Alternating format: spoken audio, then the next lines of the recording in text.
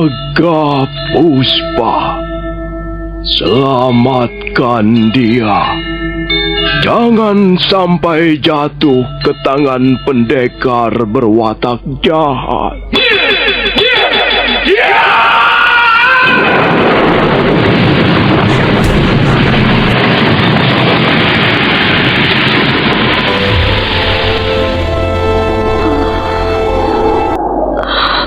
Kakang Kamandanu, kau masih juga tidak percaya bahwa aku mencintaimu. Mesin, maafkan aku, Mesin. Mesin, Mesin.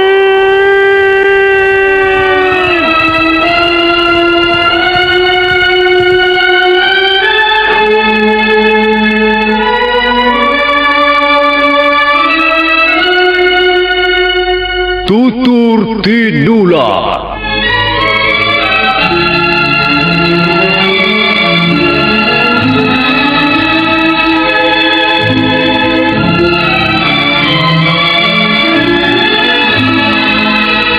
Sebuah sandiwara radio serial, produksi Sanggar Cerita dan teater Sanggar Prativi.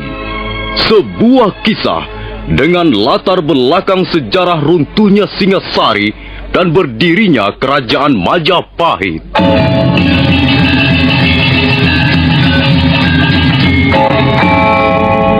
Sandiwara ini didukung oleh pemain-pemain radio yang sudah ternama: Ferry Fadli, Ivone Rose, dan Eli Ermawati.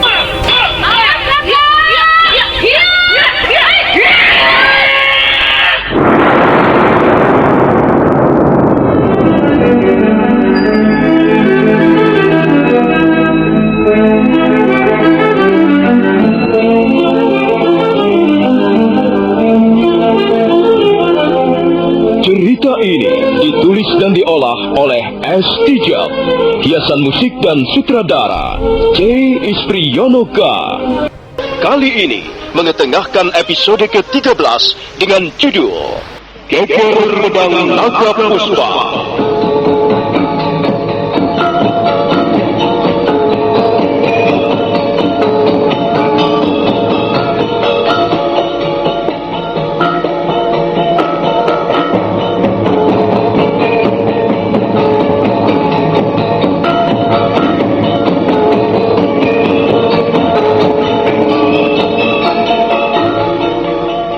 Seri ke-364 ini didukung oleh para pemain: Heri Stiono sebagai Sang Rama Wijaya, Nusri Nurdin sebagai Lembu Sora, Ivone Rose sebagai Sakawuni, Idris Apandi sebagai Ramapati, Mas Niko sebagai Nambi, Lukman Tambose sebagai Empu Bajil, Margaret sebagai Dewi Sambi, dan Asdi Suhastra pembawa cerita.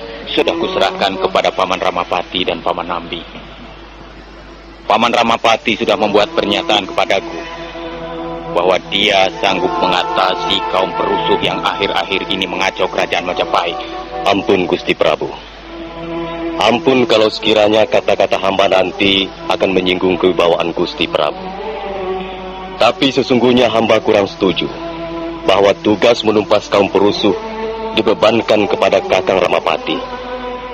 Kalau misalnya Arya Kamandanu dan Sakawuni dianggap telah gagal, hamba masih sanggup meneruskan tugas itu. Dengan dibantu Sakawuni, hamba yakin hamba akan bisa menumpas kaum perusuh. Mengapa harus Paman Lembu Sora? Ampun Gusti Prabu. Hamba adalah senopati perang kerajaan Majapahit. Dan sampai sekarang pun, Gusti Prabu masih berkenan mengangkat hamba sebagai salah seorang senopati agung kerajaan Majapahit.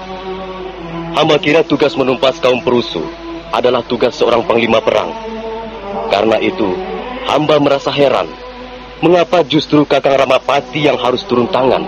Paman Lembu Sora, apa yang baru saja aku katakan kepadamu sudah merupakan keputusan. Karena itu, aku tidak bisa mengubahnya begitu saja. Dan kukira keputusan itu tidak perlu dirubah-rubah lagi. Dan lagi Paman Lembusora tidak usah merasa berkecil hati. Masih banyak tugas-tugas kenegaraan yang lain yang bisa Paman kerjakan di Istana Majapahit ini. Ampun Gusti Prabu. Hamba mohon beribu-ribu ampun kalau sekiranya kata-kata hamba telah kurang berkenan di hati Gusti Prabu. Dan kalau memang hal itu sudah menjadi keputusan Gusti Prabu, hamba akan dengan senang hati menerimanya. Nah, begitu lebih baik Paman Lembusora. Aku percaya bahwa Paman Lembusora mempunyai jiwa yang besar. Dan seorang priagung yang mempunyai jiwa besar tidak akan pernah membesar-besarkan perkara yang kecil. Dan tidak akan mengecilkan perkara-perkara yang besar. Baiklah Gusti Prabu. Sekarang perkenankanlah kami mohon diri. Iya Paman. Kalau misalnya Paman nanti mempunyai gagasan sehubungan dengan usaha penumpasan kaum perusuh, Paman Lembusora langsung saja berhubungan dengan Paman Ramapati atau Paman Nambi. Karena persoalan itu memang sudah kuserahkan kepada mereka berdua. Ya Gusti Prabu. Hamba akan mentaati segala perkataan Gusti. Saya benar-benar tidak puas, Paman Lembusora. Menurut pendapat saya, Gusti Prabu tidak harus cepat itu mengalih tugaskan penumpasan kaum perusuh kepada Paman Ramapati. Sudahlah Sakawuni. Kita harus menerima keputusan ini dengan lapang dan hati yang terbuka. Saya merasakan ada gejala-gejala yang tidak beres, Paman. Entahlah apa sebabnya. Tiba-tiba saja, saya merasa tidak senang melihat penampilan Paman Ramapati. Saya lalu teringat apa yang telah menimpa diri Kakang Ranggalawe. Ya, barangkali benar apa yang diyakini Kakang Ranggalawe, sampai akhirnya terpaksa menjadi seorang pemberontak dan akhirnya gugur di tengah peperangan. Sudahlah Sakawuni. Kau tidak perlu menghubung-hubungkan persoalan ini dengan Ranggalawe. Ranggalawe sudah tiada lagi. Dia sudah merasa puas dengan apa yang telah dicapainya di akhir hayatnya. Dia meninggalkan dunia fana ini tanpa penyesalan sedikit pun.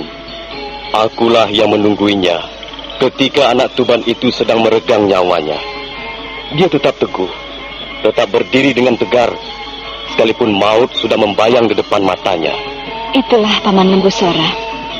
Kita semua tahu bahwa almarhum Kakang Ranggalawe sangat membenci Paman Ramapati dan Paman Nambi. Tidak Sakawuni, kau salah menafsirkannya.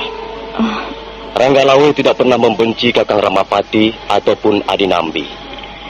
Barangkali Ranggalawe hanyalah kurang senang melihat cara Kakang Ramapati dan Adi Nambi menempatkan diri mereka di samping Gusti Prabu. Kita sekarang menyaksikannya sendiri, Paman Lembusora. Saya yakin Paman Ramapati mempunyai maksud-maksud tertentu, maksud-maksud tersembunyi. Saya kira Paman Ramapati hanya sekedar ingin menumpuk jasa, menemun jasa di depan Gusti Prabu. Sudahlah Sakawuni. Kita harus ingat apa yang baru saja dikatakan oleh Gusti Prabu sendiri. Seorang priagung tidak akan pernah membesar-besarkan perkara yang kecil dan tidak akan pernah mengecilkan perkara-perkara yang besar. Bukan di situ masalahnya, Paman Lembusora. Sekarang perkara mana yang bisa kita anggap kecil dan perkara mana yang bisa kita anggap besar? Itulah Sakawuni. Mana perkara yang kita anggap besar dan mana perkara yang kita anggap kecil. Itulah susahnya. Setiap orang mempunyai kepentingan sendiri-sendiri, mempunyai nafsunya sendiri-sendiri. Dan untuk mencapai tujuannya, setiap orang juga mempunyai caranya sendiri-sendiri. Paman, ada satu hal yang ingin saya ketahui. Apa itu? Apakah Paman Lembusora merasa dirugikan dengan adanya keputusan Gusti Prabu? Paman Lembusora adalah seorang panglima perang. Paman Lembusora bertanggung jawab penuh terhadap kemandirian dan keutuhan prajurit-prajurit Majapahit. Dengar Sakawuni.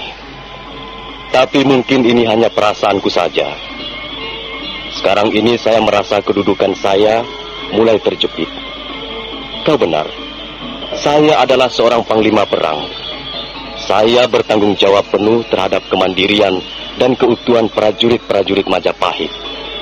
Saya mempunyai pengaruh yang besar di lingkungan prajurit-prajurit Majapahit. Dan dengan adanya keputusan dari Gusti Prabu, saya merasakan Kakang Ramapati telah memotong wewenangku. Saya kira kau benar Sakawuni. Kakang Ramapati mempunyai maksud-maksud yang tersembunyi. Barangkali dia ingin menjauhkan diriku dari prajurit-prajurit Majapahit. Dan kalau memang hal itu nantinya terjadi, maka Lembu Sora ibarat macan tanpa gigi. Kalau begitu, Paman Lembu Sora harus berbuat sesuatu. Paman tidak bisa tinggal diam. Paman harus mempunyai reka daya agar jangan sampai kedudukan Paman sebagai seorang panglima perang tidak lagi mempunyai arti. Paman harus mempertahankan diri. Sakawuni, sudahlah. Aku sudah cukup tua. Aku tidak begitu bernafsu lagi mengejar pangkat dan kedudukan. Lagi pula aku tidak ingin mengkhianati hati nuraniku sendiri. Sekalipun orang-orang menggunakan cara-cara yang kasar, cara-cara yang kotor untuk memperoleh apa yang dicita-citakannya, Lembu Sora tidak. Lembu Sora akan tetap mengikuti jalan lurus, jalan seorang prajurit sejati. Dinambi, ini merupakan kesempatan emas. Dan kita harus dapat menggunakannya dengan sebaik-baiknya. Selama ini kita berdua telah dianggap kurang berjasa terhadap Majapahit. Ranggalawe semasa hidupnya selalu mencerca kita habis-habisan. Menganggap kita adalah orang-orang yang tidak berguna, yang hanya besar mulut, yang tidak berjasa dan tidak mempunyai andil apa-apa dalam sejarah pembangunan Majapahit. Nah, kita harus dapat membuktikan bahwa kita bukanlah orang-orang seperti itu. Kalau diberi kesempatan, kita pun bisa berbuat jasa. Kalau diberi kesempatan, kita pun bisa berbuat banyak untuk pembangunan Majapahit. Bukankah demikian, Adinambi? Oh, aku tidak pernah berpikir sejauh itu, Kakang Ramapati. Yang penting bagaimana titah Gusti Prabu Kertaradasa Jayawardana. Kalau beliau mengatakan biru, aku pun akan menganggap biru. Sebagai seorang kawula Majapahit, aku tak ingin membantah perintah beliau. Soal berjasa ataupun tidak, itu tergantung dari penilaian orang. Orang boleh saja menganggap Nambi tidak berjasa. Tapi sebenarnya jasa seseorang tidak bisa dilihat dengan mudah, Kakang Ramapati. Kau benar, Adinambi, benar. Tapi benar saja belum cukup. Kita perlu tampil di depan umum secara baik. Jadi di samping keyakinan akan sesuatu hal yang benar, kita masih membutuhkan yang lain. Jadi bagaimana sekarang, Kakang Ramapati? Apakah kau sudah merencanakan sesuatu sehubungan dengan penumpasan kaum perusuh itu? Aku bukan hanya sudah merencanakannya, Adinambi, tapi aku juga sudah melaksanakannya. Aku menugaskan 2 orang kepercayaanku, Rawedeng dan Rayuyu. Mereka sekarang menjadi telik sandiku. Mereka sekarang sedang berusaha melacak jejak sarang kaum perusuh. Dan aku yakin usaha mereka akan memperoleh hasil yang menyenangkan. Kita tunggu saja perkembangannya, Adinambi. Kau tidak perlu cemas. Yang penting kau harus bersiap siaga untuk bekerja keras, untuk membuktikan bahwa bukan hanya orang-orang seperti Ranggalawe dan Lembu Sora yang bisa berjasa. Kita pun bisa berjasa. Iya. Baiklah, Kakang Ramapati. Aku menuruti saja apa yang kau katakan. Aku ikut saja apa rencanamu, Kakang. Kalau begitu serahkan soal ini padaku, Adinambi. Akulah yang akan bekerja, tapi aku tidak akan menikmati hasilnya sendirian. Kitalah yang akan menikmatinya. Kau tahu apa yang kumaksudkan, Adinambi? Iya. Iya, Kakang Ramapati. Aku tahu. Aku tahu apa yang kau maksudkan.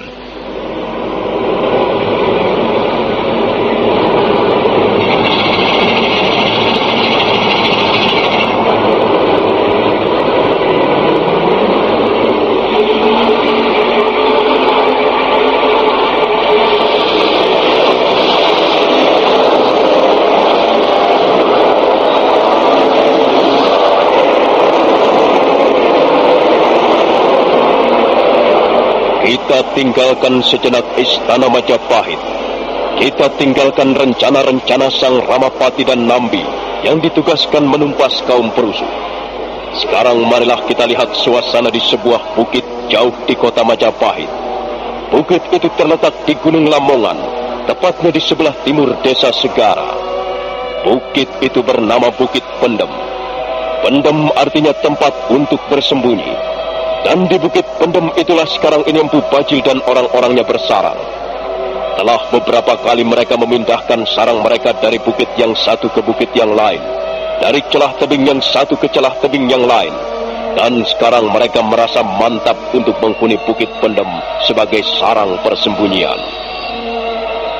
Empu Bajil berdiri di belakang pondoknya, berdiri dan menatap ke lereng Bukit Pendem yang sebagian diterangi cahaya purnama. Semenjak dapat merebut pedang naga puspa dari tangan Arya Kamandanu, Empu Bajil merasa sangat girang dan puas. Dan sekarang pedang naga puspa tidak pernah terlepas dari pinggangnya.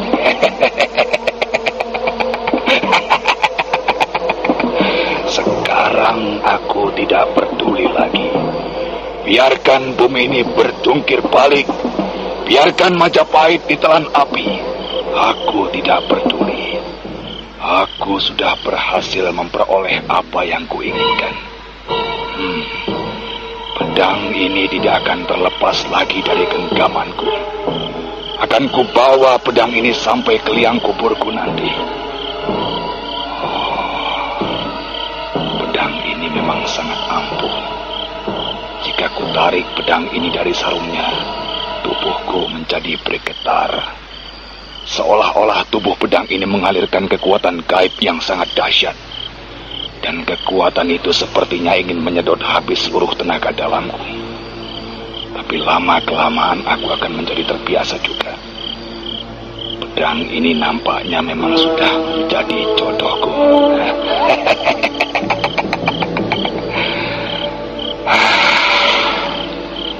Aku benar-benar merasa puas dapat merebut pedang ini dari tangan Kamandanu. Dan kalau dia ingin mengambilnya kembali, dia harus lebih dulu menyerahkan kepalanya kepadaku. Nah, lihatlah siapa diriku. Ayo, mana itu pendekar pilih tanding? Suruh mereka datang ke hadapanku. Kumpulkan seluruh pendekar. Kumpulkan orang-orang sakti dari Tuban sampai Belambangan. Suruh mereka mengeroyok Empu Bajil. Tidak bakalannya aku tinggal gelanggang colong pelayu. Suruh prajurit-prajurit Majapahit itu datang kemari. Akan kubantai mereka dengan mata pedangku ini.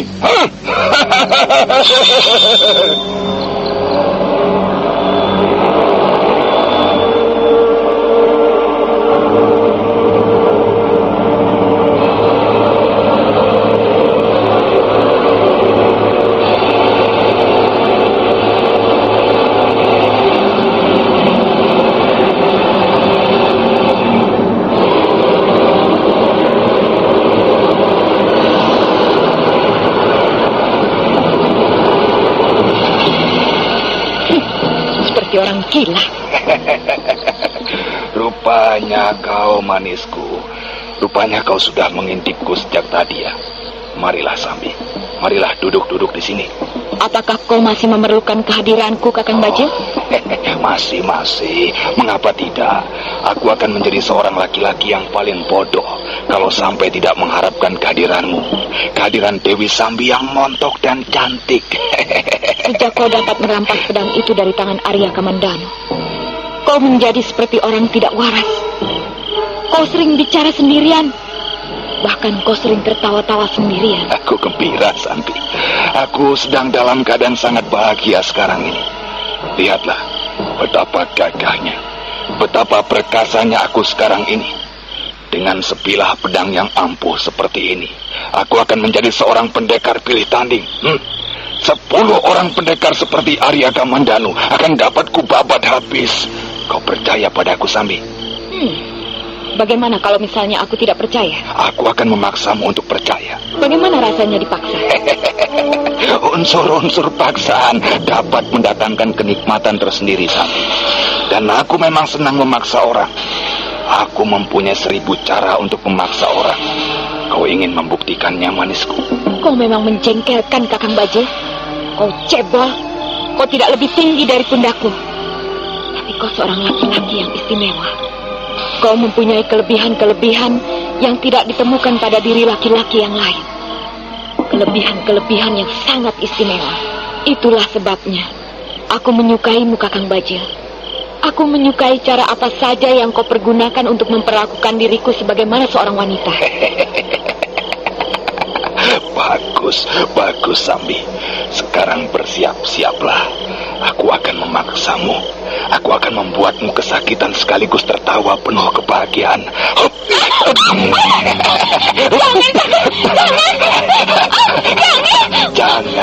Jangan apa. Ayolah, Sambi, ayolah.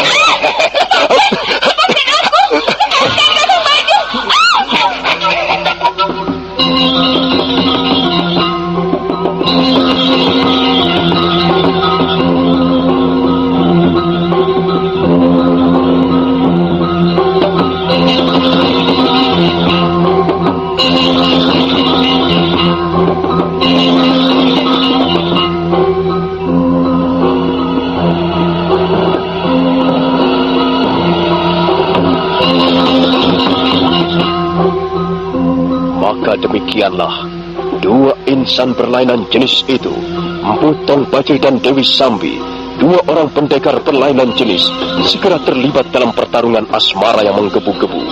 Tak ada seorang pun melihat apa yang mereka lakukan di puncak bukit pendam itu. Nah, saudara pendengar, bagaimanakah kisah selanjutnya? Silakan menunggu seri berikutnya. Sampai jumpa.